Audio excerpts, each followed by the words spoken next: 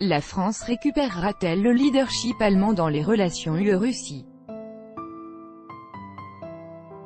Maria Tonkoval's élections régionales en Bavière ont suscité des discussions concernant les positions de la coalition d'Angela Merkel et son pouvoir en Allemagne. Quelles répercussions cela pourrait-il avoir pour les relations russo-européennes? Deux expertes en affaires européennes se sont confiées à Sputnik à ce sujet. La coordination des positions françaises et allemandes continuera à jouer un rôle prépondérant en ce qui concerne la politique européenne envers la Russie même en cas de changement de pouvoir en Allemagne, estime Sabine Fischer, directrice du département de l'Europe orientale et de l'Eurasie de l'Institut allemand pour les affaires internationales et de sécurité, interrogée par Sputnik lors de la présentation du rapport « La coopération sélective entre la Russie et l'Europe » rédigé par un groupe d'experts russes et européens. Dans le même temps, elle a souligné que le départ d'Angela Merkel n'était pas imminent. Je ne crois pas que la France reprenne le soi-disant leadership allemand dans la politique de l'UE envers la Russie.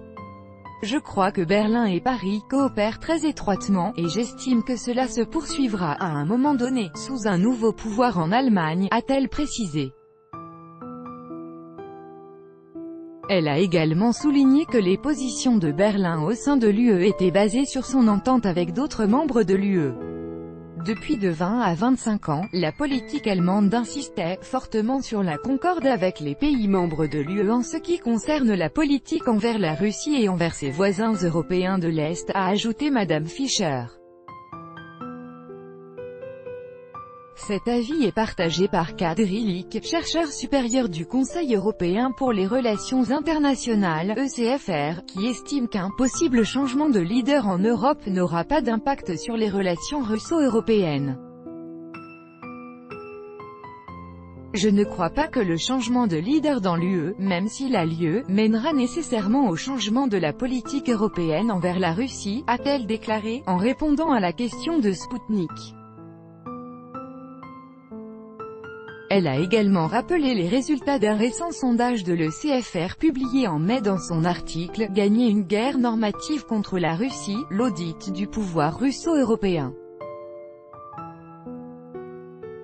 Ils indiquent qu'il existe un consensus au sein de l'UE en ce qui concerne les relations avec la Russie. Tous les pays considèrent que la Russie est un partenaire problématique pour l'Europe et ils soutiennent toute la politique européenne envers la Russie, a-t-elle précisé. Néanmoins, la nécessité et l'efficacité des sanctions ne semblent pas être un sujet qui fasse l'unanimité au sein de l'UE. D'après le même sondage, des citoyens de 7 pays membres n'estiment pas que les sanctions soient efficaces. De plus, cet article avait été publié avant l'arrivée au pouvoir en Italie du gouvernement de Giuseppe Conte qui s'oppose à la politique de Bruxelles sur plusieurs sujets dont la politique de sanctions anti-russes.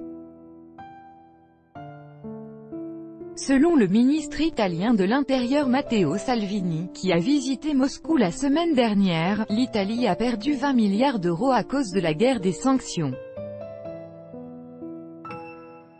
Le 24 octobre, le Premier ministre italien, qui s'était auparavant prononcé contre la prolongation automatique des sanctions, entend rencontrer Vladimir Poutine à Moscou.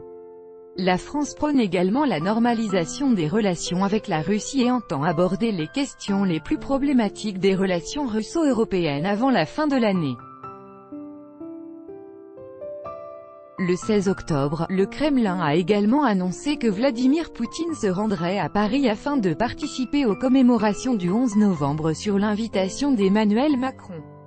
Selon le sénateur français Gérard Longuet, les deux présidents pourraient trouver un accord sur la normalisation de la situation en Ukraine.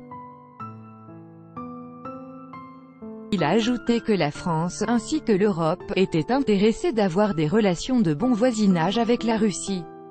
Une autre rencontre entre les dirigeants russes et français doit avoir lieu le 27 octobre à Istanbul dans le cadre du sommet entre la France, la Russie, la Turquie et l'Allemagne sur la Syrie.